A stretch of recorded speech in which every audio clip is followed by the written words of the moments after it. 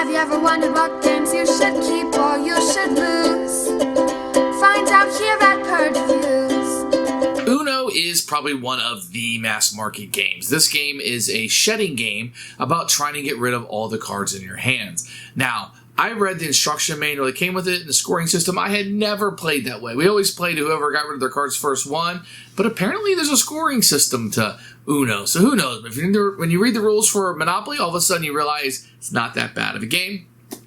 Uno is a shedding game where you're trying to play cards down and you want either the icons to match the numbers or the colors. That's really all there is to it.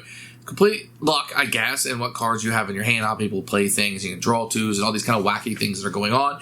It's not something to be taken too serious. It's what I call a conversation card game. I'm playing this over light snacks. I want to play some friends, but the conversation is going to be the main component here. I think you can also play this with your children. It's kind of a starter game, if you will. People tend to really like this, the matching of it. And there's some wild take that goes on in it.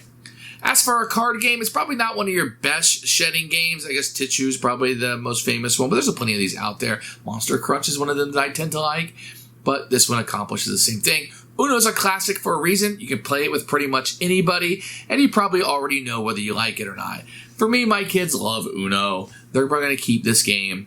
Not something I would want to play. Necessarily, they would even play with me. This is more of a game they'll play with each other. So keep it for our family, but not necessarily for me.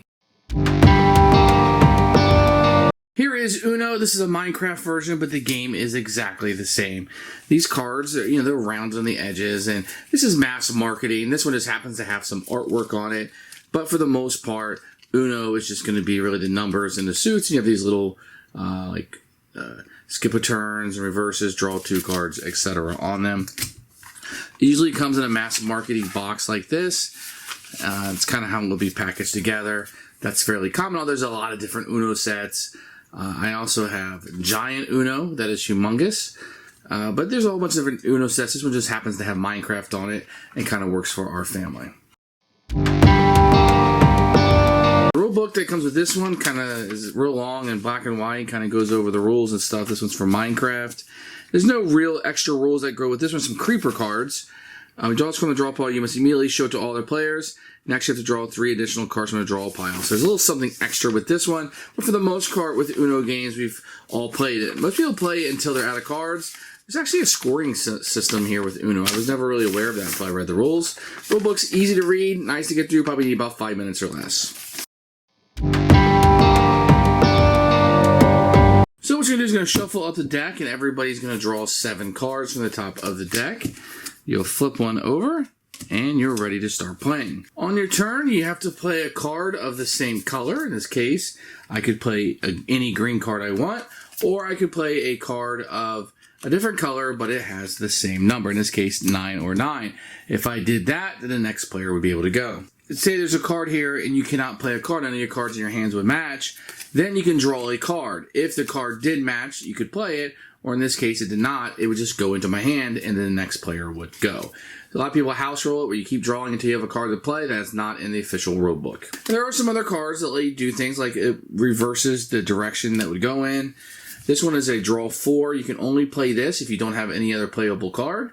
And it allows you to play this card down, and the other person has to draw 4, and you can choose any of the 4 suits that you want.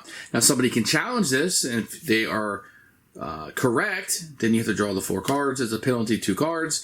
Or if they are wrong and you were not cheating, then they have to draw the 4 cards themselves. This one right here will reverse it, the order of the way the cards are going. You go back in the other direction. There's a wild that, once again, if you don't have any other cards to play, can just change what color suit that you're playing right there and make things a little bit easier for you. You have cards like this that allow you to skip a player. So if Todd was next, it would skip Todd and go to Brianna, and you would play that card down. But the main mechanism of the game is that when a card is here, you are going to play a card of the same color. So right there, I would skip the next person, and it would be their turn. I can choose the color or the number. So either one of those is... Now, one of the main caveats of this, if you get down to the last card, and you only have 1 card in your hand, you do have to say Uno in order to win the game. If somebody catches you with 1 card and you didn't say Uno, then you have to draw 2 cards. If you're the first person to go out and you play the final card, let's say, and everybody else. You score points for the cards in other people's hands, and there'll be amounts for each of these. And the first person to reach 500 points overall is the winner of the game. That's a quick overview of how Uno works. Who should buy this game? This is one of those games you buy. You're at the store, you're like, okay, we're going camping, let's get an Uno set and play it. It's a mass market delight. Kids really like this game. Anybody can play it. The luck kind of evens everything out. You know, you have cards in your hand. This is probably the best card for me to play. And even if it's not, you don't know it when you're playing it. Do you know if the other person has a 7? It's impossible to know. And that's kind of what you're doing here. This game works for nearly anybody. Uno is a winner for a lot. Probably not if you're watching this video, though.